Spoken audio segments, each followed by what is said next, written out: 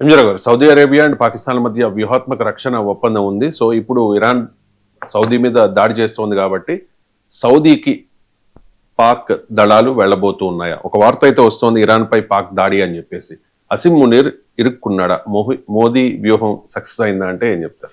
Yes అండి, ఇప్పుడు పాకిస్తాన్ ఒక సెన్సేషనల్ ప్రకటన ఒకటి చేయడం జరిగింది. మా యొక్క గగనతల రక్షణ వ్యవస్థలు, ఎయిర్ డిఫెన్స్ వ్యవస్థలు, మా సైనిక దళాలు, మా ఎయిర్ ఫోర్స్ వింగులు సౌదీ అరేబియాను ఇరాన్ అటాక్ నుంచి కాపాడడానికి వెళుతున్నాం. ఎందుకంటే మాకు ఒక డీల్ ఉంది.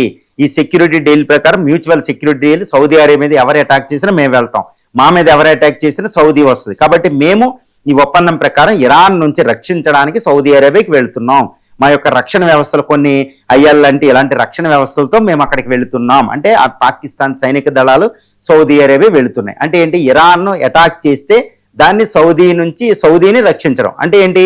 ఇరాన్ మీద దాడి చేయడానికి, ఇరాన్ నుంచి వచ్చేదాన్ని ఆపడం, అంటే ఇరాన్ని ఆపడం. కాబట్టి ఇరాన్కి పాకిస్తాన్కి దాడి జరగబోతుంది అని తెలుస్తుంది. ఇప్పటికే ఇరానియన్ ఐఆర్జీసీ కమాండర్స్ ప్రకటించారు, అమెరికా మా మీద దాడి చేయడానికి పాకిస్తాన్ గగనతలాన్ని అమెరికా వాడుకుంది. ఇప్పటికే పాకిస్తాన్ ఇరాన్ మధ్య శత్రుత్వం ఉందండి, అది ముదిరిపోయేలా ఉంది. ఇప్పటికే ఇరాన్ అటు ఆఫ్ఘనిస్తాన్ తాలిబాన్స్కి, ఇటు బెలూచిస్తాన్లో బిఎల్ఏకి ప్రొటెక్ట్ చేస్తుంది అనేది ఒకటి ఉంది పాకిస్తాన్కు అనుమానం. కాబట్టి ఇలాంటి సందర్భంలో ఇరాన్ నాశనమయ్యే స్థితి ఉంది. కాబట్టి నా ఫోర్స్ కూడా పెడతాను అని అటు సౌదీ అరేబియా దగ్గరికి వెళ్తాం. ఇదేంటంటే ఒక బెగ్గింగ్ అనమాట. ఎందుకంటే సౌదీ అరేబియా $1 మిలియన్ ఇస్తేనే ఎకానమీ బతుకుతుంది. ఎక్కువ సహాయం చేసే సౌదీ అరేబియా అమెరికా కంటే ఎక్కువ. కాబట్టి ఏదో దాన్ని కాకాపడడానికి అక్కడికి వెళ్తుంది. ఇంకోటి ఏంటంటే, ఇప్పటికే పాకిస్తాన్ విపత్కర పరిస్థితిలోకి ఎదుర్కొంటుంది. ఏ విధంగా? ట్రంప్ దాని మీద ఒత్తిడి చేస్తున్నాడు, ఇరాన్ మీద అటాక్ చేయండి అని. ఇరాన్ మీద అటాక్ చేయండి, డైరెక్ట్ అటాక్ చేస్తే చాలా ప్రమాదం దాన్ని. కాబట్టి ఏదో సౌదీ అరేబియాని రక్షించుకున్నట్టు అక్కడికి వెళ్ళి దోకోవడం అనమాట. దాని ద్వారా సౌదీ అరేబియా మీద వచ్చే మిసైల్స్ని అది ఆపడానికి ట్రై చేయడం.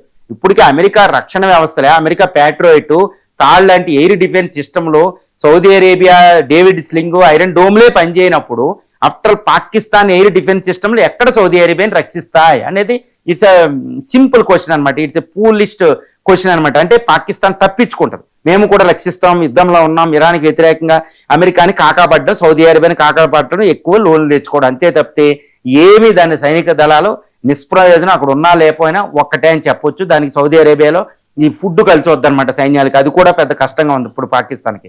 ఒక రకంగా ఇది ఇండియా పన్నిన ఒక వ్యూహం అని కూడా చెప్పొచ్చు. ఇప్పుడు ఏంటి? ఇరాన్కి పాకిస్తాన్ శత్రు దేశంగా తయారైంది.